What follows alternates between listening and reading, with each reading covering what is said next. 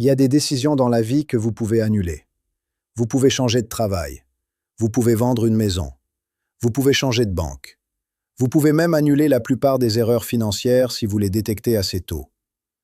Mais la décision de quand et comment partir à la retraite n'est pas l'une de ces décisions. Une fois que vous la prenez, elle est gravée dans le marbre pour le reste de votre vie. Chaque mois, pour autant d'années qu'il vous reste.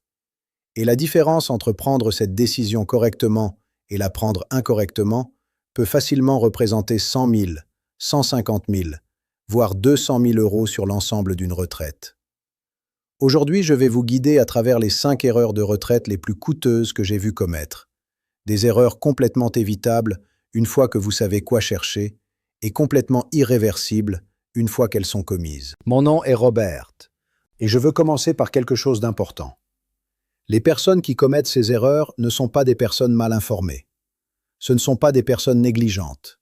Ce sont des personnes qui ont pris ce qui semblait à l'époque être une décision raisonnable, souvent basée sur le conseil de quelqu'un en qui elles avaient confiance, ou basée sur une peur qui s'est avérée infondée, ou basée sur une incompréhension du fonctionnement réel du système.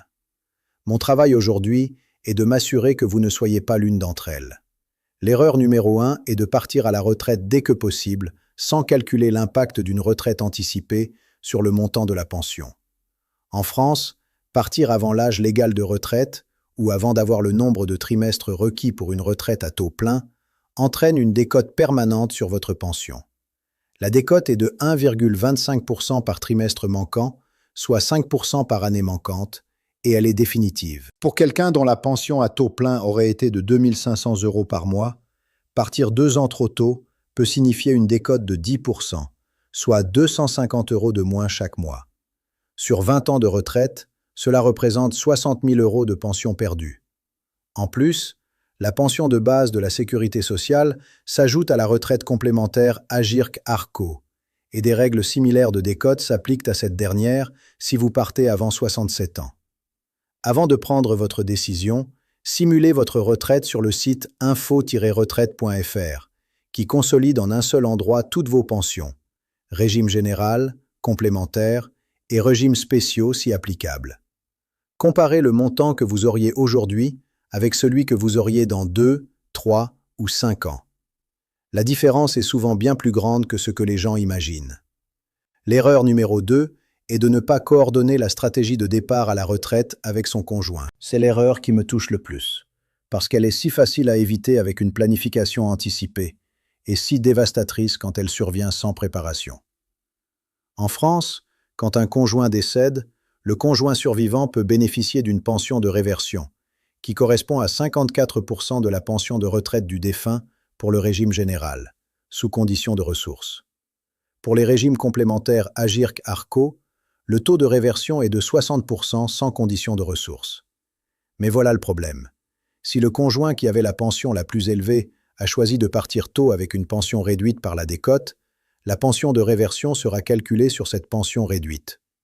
Et si ce conjoint n'avait pas rempli toutes ces conditions pour la retraite à taux plein, la pension de réversion du survivant sera également affectée. Planifiez la retraite du couple ensemble, pas seulement celle de la personne qui part en premier. L'erreur numéro 3 est de ne pas vérifier que votre relevé de carrière est complet et exact avant de demander votre retraite. Votre relevé de carrière sur le site info-retraite.fr ou assurance-retraite.fr recense tous les trimestres que vous avez validés tout au long de votre vie professionnelle. Et les erreurs sont beaucoup plus fréquentes que les gens ne le pensent. Des périodes de travail non enregistrées par un employeur, des trimestres de chômage non comptabilisés, des périodes d'activité à l'étranger non intégrées, des noms mal orthographiés ayant créé des doublons dans les fichiers, tout cela peut faire apparaître votre carrière plus courte qu'elle ne l'était en réalité. Si votre relevé de carrière comporte des erreurs, vous risquez de partir à la retraite avec une décote injustifiée ou un nombre de trimestres inférieur à la réalité, ce qui réduira définitivement votre pension. Vérifiez votre relevé de carrière maintenant et tous les 5 ans jusqu'à votre retraite. Si vous constatez des anomalies, contactez votre caisse de retraite avec les justificatifs, bulletin de paie, contrat de travail, attestation Pôle emploi, avis d'imposition, pour faire corriger votre dossier. Plus l'erreur est ancienne, plus elle est difficile à corriger. L'erreur numéro 4 est de négliger les dispositifs de rachat de trimestre quand ils sont avantageux. Si votre relevé de carrière ne compte pas assez de trimestres pour atteindre le taux plein, il est possible dans certains cas de racheter des trimestres, notamment pour les années d'études supérieures validées par un diplôme, dans la limite de 12 trimestres. Le coût de ces rachats dépend de votre âge au moment du rachat et de votre revenu. Pour certaines personnes, racheter 2, 3 ou 4 trimestres pour partir 2 ans plus tôt avec le taux plein, plutôt que 2 ans plus tard avec la décote, peut être financièrement très rentable. Mais ce calcul est complexe et dépend de votre situation personnelle. L'écart entre le coût du rachat et le gain en pension peut varier considérablement d'une personne à l'autre. Un conseiller en retraite de votre caisse ou un conseiller en gestion de patrimoine peut faire ce calcul pour vous avec précision. L'erreur numéro 5 est d'ignorer les dispositifs spécifiques auxquels vous pourriez avoir droit. En France, il existe plusieurs dispositifs qui permettent à certaines catégories de personnes de partir à la retraite plus tôt ou avec des conditions plus avantageuses.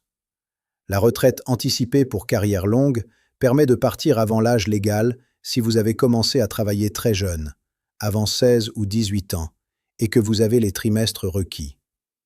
La retraite pour inaptitude au travail permet de partir à taux plein, quel que soit le nombre de trimestres, si vous êtes reconnu inapte. Les trimestres de majoration pour enfants, 4 trimestres par enfant pour les mères selon le régime général, peuvent avoir un impact significatif sur la date de départ possible à taux plein.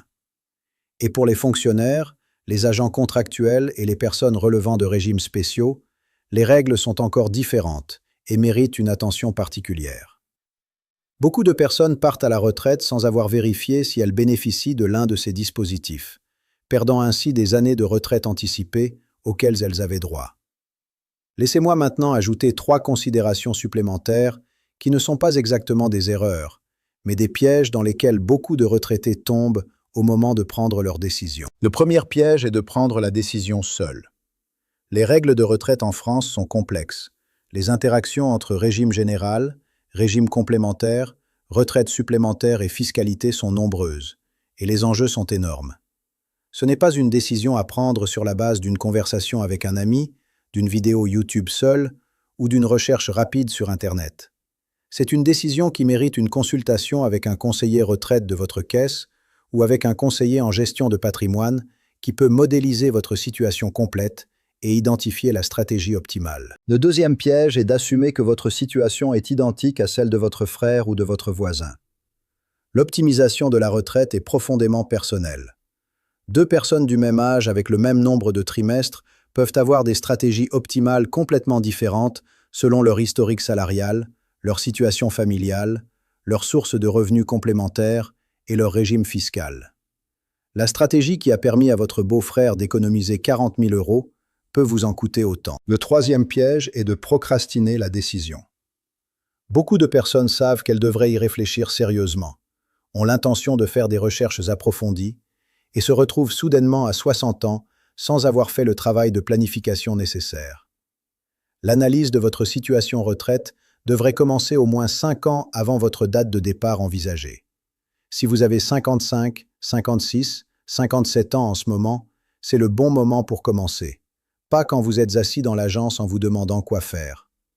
Voici ce que je veux que vous reteniez d'aujourd'hui. Numéro 1. Partir à la retraite trop tôt, sans calculer l'impact de la décote, est presque certainement l'erreur financière la plus coûteuse qu'un retraité puisse commettre. Numéro 2. Pour les couples, la décision la plus importante est de comprendre comment la pension de l'un affecte la pension de réversion de l'autre. Planifiez ensemble. Numéro 3. Vérifiez votre relevé de carrière maintenant, pas quand vous êtes sur le point de partir. Les erreurs sont plus fréquentes que les gens le pensent et peuvent définitivement réduire votre pension si elles ne sont pas corrigées. Laissez un commentaire maintenant même et dites-moi, avez-vous déjà pris votre retraite? Êtes-vous encore en train de cotiser? Ou êtes-vous quelque part entre les deux? Je veux comprendre où en est mon audience dans ce processus. Si cette vidéo vous a aidé à éviter ne serait-ce qu'une de ces erreurs, partagez-la s'il vous plaît, avec quelqu'un qui a besoin de l'entendre. Abonnez-vous si vous ne l'avez pas encore fait. Demain, nous allons passer à quelque chose de différent. Comment vraiment bien vivre avec vos revenus de retraite? pas seulement survivre, mais voyager, profiter et se sentir financièrement libre. Celui-là aura une tonalité très différente d'aujourd'hui. À demain.